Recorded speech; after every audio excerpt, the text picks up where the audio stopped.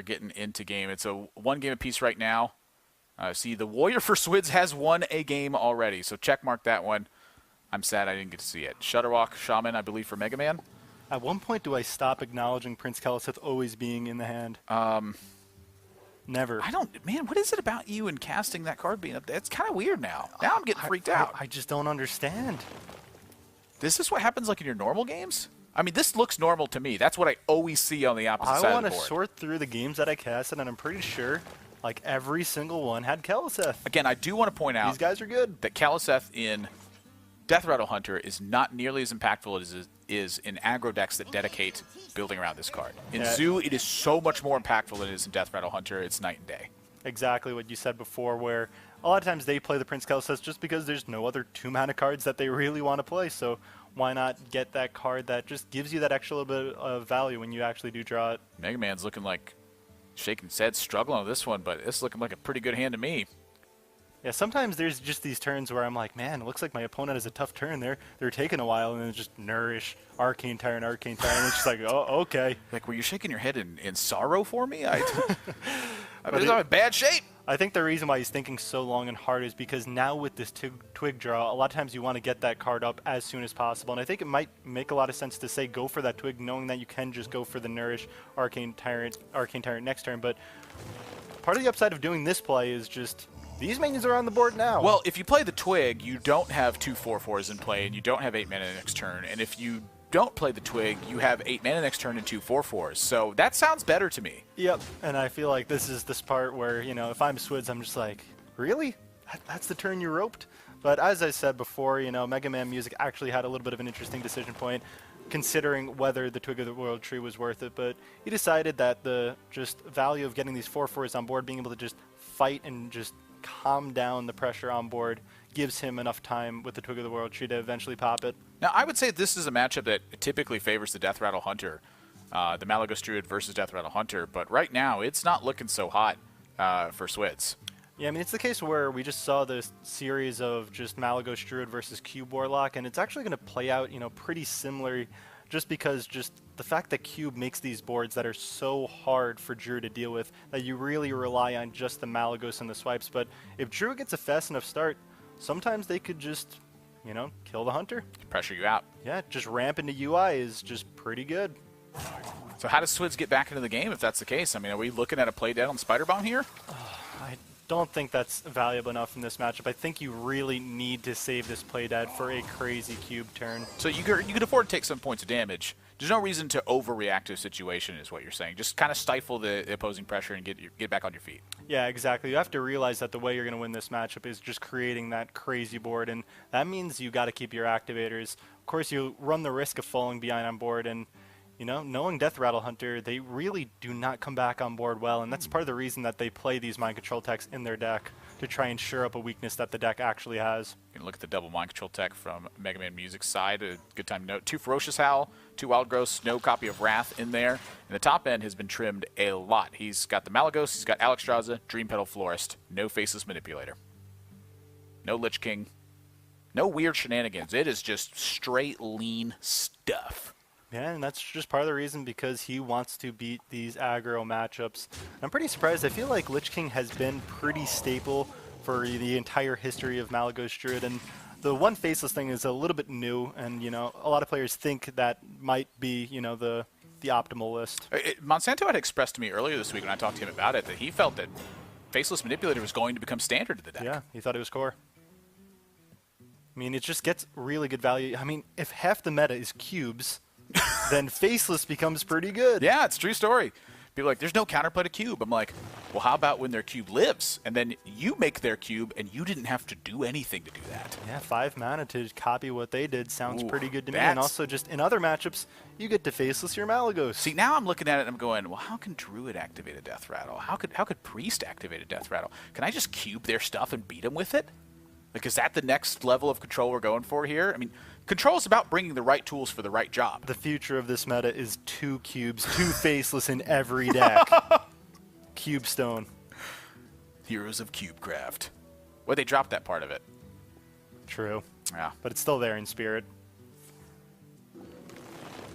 MegaMan going to naturalize. This is like where you start to respect Cube a lot, too. Like, he's fearing Cube landing on that Witchwood Grizzly here. Oh, That yeah, seems kind of suspect to me, actually. I mean, it's always the case if you leave a Grizzly up, you get so scared. But one of the matchups that we saw earlier in this tournament was actually Purple as the Death Rattle Hunter, and despite him having a Grizzly in his cube, he kept not using the activators because he thought that going wide with the Grizzlies would be a little bit too weak to things like Spreading Plague. And also just the fact that you have a threat that, if your opponent kills, produces more threats. Like, sometimes it's the threat of power that is the power. Right.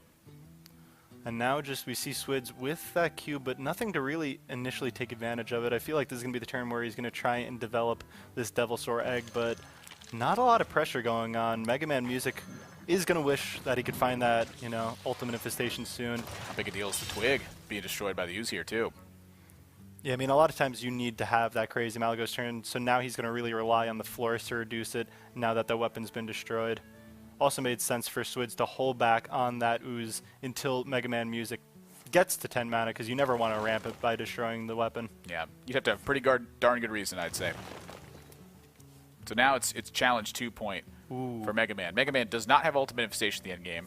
Alexstrasza. That's such a good card in this matchup, just because outside of Rexar, just Hunter has no way to heal. So being able to just say, play that Alex, if you ever find Malfurion just punching a few times, it gets really realistic to just, you know, burn out the Death Rattle Hunter. Second play dead picked up, but, you know, this is an open deckless format. Swidz knows that there's 2 copies of Mind Control Tech in MegaMan's deck. And with the way that he's been playing right now, it feels like there might be 2 copies of Mind Control Tech in MegaMan's hand. And so I look at this and I wonder, is the cube pressure that I get enough to make sense of this? And if I go super wide, can I overcome Mind Control Tech in this scenario? Right now it looks like just a 5/5 is good enough.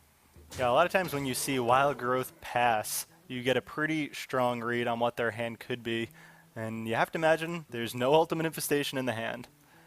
But that Alex coming out aggressively, I love to see it just because it puts so much pressure on the Death Rattle Hunter. You have Plague to buy time. If he does go even more wide on the board, you have Mind Control Tech. So if there's a play where you go Plague and Mind Control Tech, it's very likely that that might be able to threaten lethal. Now, that being said, you know, MegaMan's Rexar. also staring down 14 damage on the end of the board, about to lose Alexstrasza, and that 14 damage isn't slowing down. Yeah. There's a Mossy Horror in hand for Swidz. So Spreading Plague doesn't provide substantial defense here. Like, what does MegaMan do? Yeah, one of the things that this play was going to be weak to if he didn't have Rexar was just, say, finding that Malfurion, stalling, and just starting to punch his opponent. But now with that Rexar, being able to burn your opponent out becomes just way less likely. Finding charges from it as well, you know, the ability to restore life from Lifesteal Beasts. But, you know, I feel like that's far off. MegaMan right now, he's just got to deal with what's happening on board. Yeah, he is dying, and he is dying quick. And 3 Spreading Plague tokens, you know, buys you a little bit of time, but it's not winning you the board back.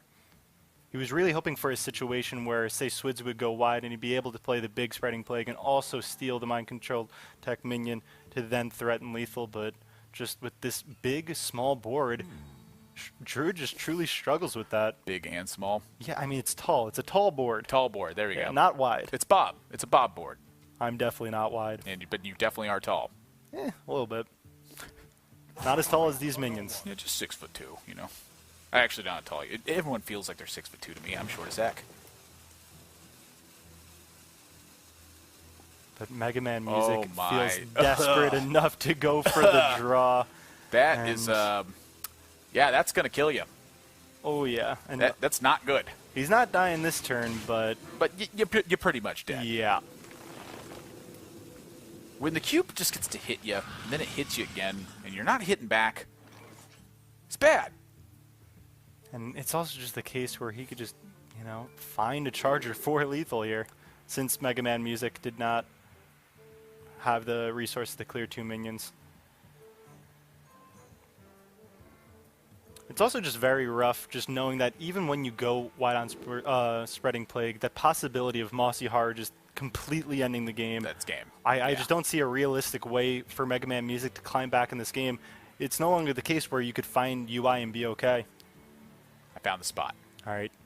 Dream it up for me. Hear me out. Hear me. It's going to get crazy here for a second. Your Branching Pass. That's the next draw. You draw a card, then you gain 6 armor. The card you draw is Branching Pass. you gain 12 armor. You then draw Ferocious Howl into Ferocious Howl. Swidz fails to find any significant beasts. You then swipe Swidz in the face, somehow get 3 more damage out of this, and then you draw Malagos and Double Moonfire. Sure. I mean, I'm trying to dream it up, and it sounds everybody tough. should be familiar with Druid's capabilities of gaining armor.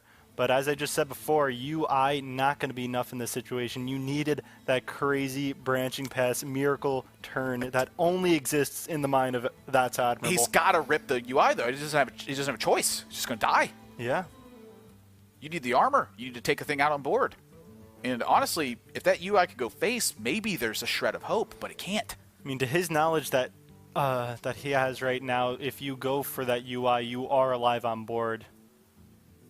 But sometimes being alive for just, you know, one turn is not enough to win a matchup. So what exactly is in this cube? Is this the eggs in it? Yeah. Okay. So I guess maybe going for the UI on the cube could potentially remove the most damage if you pair it with a Moonfire.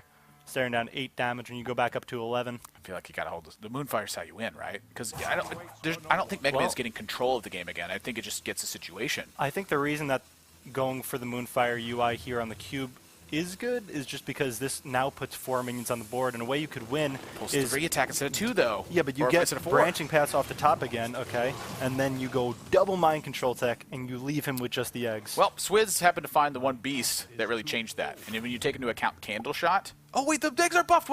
In my head, so hear how stupid I am, Bob. In my head, because the eggs died as 1/4s, they come back as 1/4s. That's not how that works. Not at all. I'm It's okay. upset. Sometimes, you know, you just make mistakes. Sometimes it's an 0-3 egg. Hold me up. But Swid's going to try and find lethal here. He really does not need that much damage. He has 1 from the beast and the candle shot in hand. I guess that's, you know, 2, and he needs 2 more damage? Yeah, no beasts I don't on know this how math one. works. Charge is always the second beast that comes out of the Rexar. Is that correct? Yeah, I don't think you could get charge besides Tundra Rhino on the first go. Yeah, that's because that's a text-based charge. Yep. It's a functional text. So stuff like Arthas, Bittertide Hydra, beasts that have things to read on them are what comes out of it. The second one is the keyword effects, the taunts, the life steals, the rushes, etc. Oh my.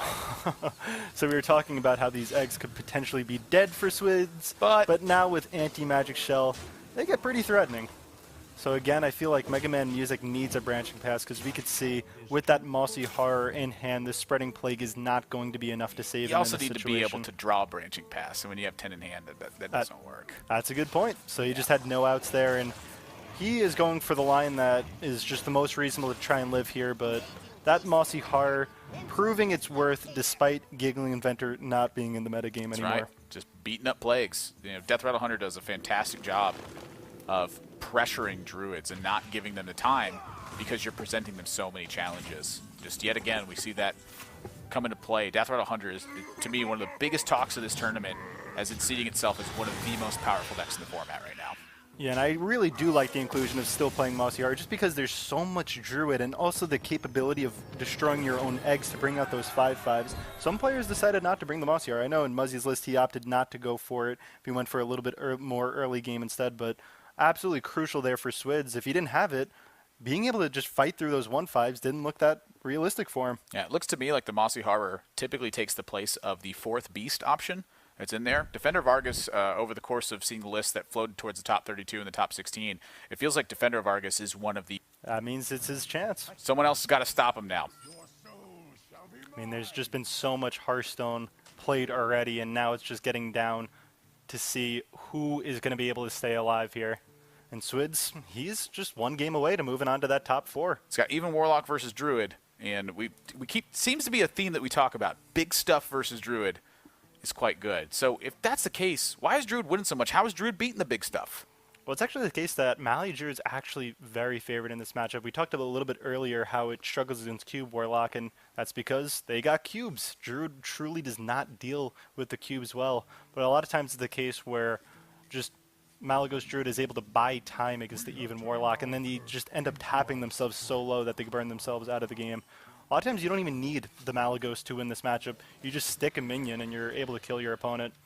It's a little bit harder to do when you don't have Lich King in the deck, which MegaMan decided not to put in. He's also looking at a Mountain Giant as well. I mean, that's check number one. Yeah, for sure. If that does not get naturalized, it just connects a couple times and Druids die pretty fast. A lot of times they need to survive, say, 8 turns to then gain that ridiculous amount of armor, but they don't do it in the early game. Yep, so Swidz going first here means that turn 3 Mountain Giant is off the menu. Going to jam one of these Acidic Swamp Oozes for a little bit of pressure and look for that Mountain Giant on 4. And MegaMan's hand's getting, quite disjointed at this point. The 3 cards on the left not working well together. Mind Control tech pretty tough to use in this matchup. 2 Arcane Tyrants, nothing to cast for 5, and no way to kill a Mountain Giant. The one thing I know about Druid, though, is that you could take a very, very clunky hand like this, and it's just one nourish away from just being very good. Well, now what? Now what is just... Your time is just getting clocked by this Mountain Giant. You could swipe it to, say, set up for a Spellstone off the top, but that doesn't feel good. Then you leave yourself weak to just Shroom Brewer, just healing it back up, and then you just spend 4 mana doing nothing. This is not the spot you want to be in. You really wanted to have Naturalize or a Spellstone to try and deal with this thing. MegaMan just going to throw at the Mind Control tech, just put it in a way, knowing that he is not working with much. Just try and slow down the game, just make Swidz take a trade. I'm going to sound crazy here. Was Floop better?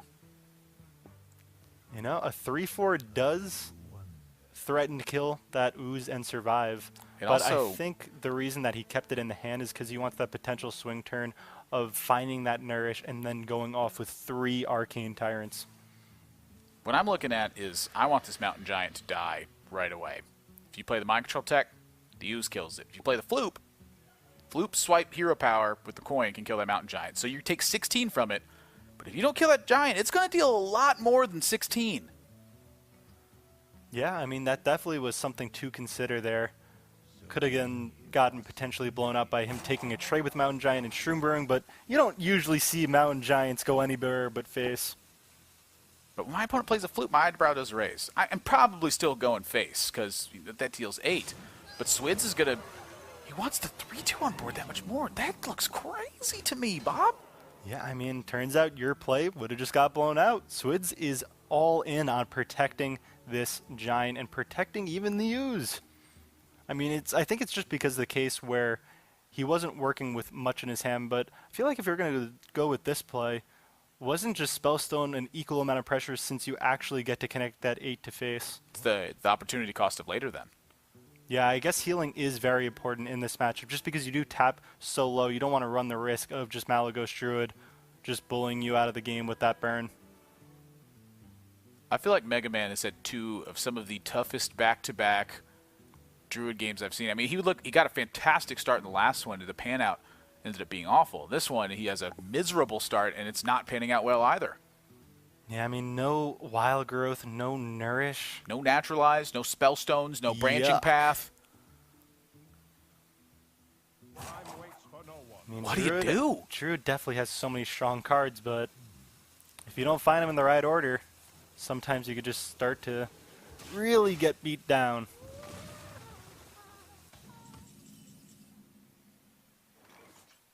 Gen Draymane. Yeah, a 6/5 is definitely threatening. Just even Warlock playing stuff. He's seeing what MegaMan's doing. You told me Druid was He's favored, not Bob. The Druid is. I didn't say 100%. That's true. You did say 100%, but you did not say it. This, I should have said, Malagos is Druid in this matchup, but they can lose. I'll do that for the next series. Thanks. It will sound real good. Man, is there any matchup where I would say they can't lose? This is a matchup they cannot lose. That doesn't Swidz right now is in a matchup that he cannot lose. I think it would have to be old, Control Warrior versus Freeze Mage.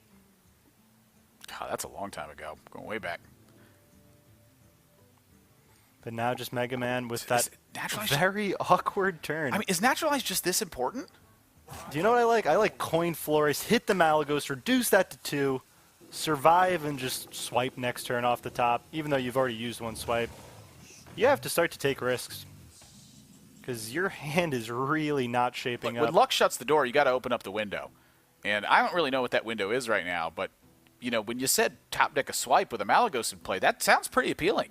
Yeah, I mean, it's just the case where if you go for this play, now it removes the options where you're never going to be able to have that opportunity again to go for the Florist and the Malagos. Yeah, what draw gets him out of this? Way too far behind on the board. Maybe in his eyes, a play could help, you know, just stop the pressure on the board. Maybe, as you said before, branching pass, you draw once, you armor once, you get a naturalize. Turns out the answer is always branching pass. Who knew? I mean, when you have 3 different roads to take, I mean, one of them's got to be good. One of them's got to be good. But now, even if MegaMan finds a naturalize off the top, he is staring down 2 giants on the board.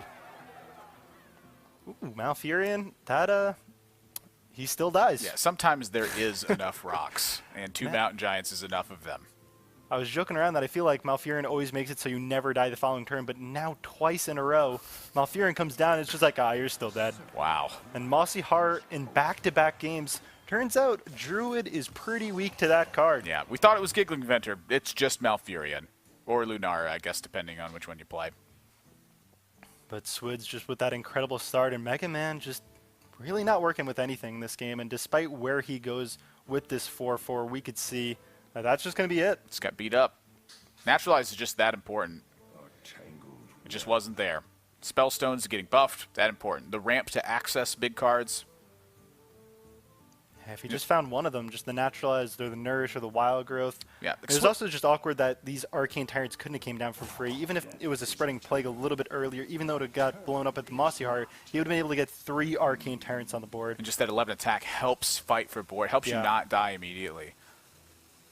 You know, Swidz, in effect, has his own ramp. He's got drawing cards into Mountain Giants. It was also That's the case just enough. Where if he went for that Florist into the Malagos, we saw that he would not have even top-decked that swipe. So not a lot of outs in that situation, and it's going to be Swidz moving on to the top 4. 3-1 over MegaMan Music. Good run for him, but it comes short here in the top 8 of this one. Swidz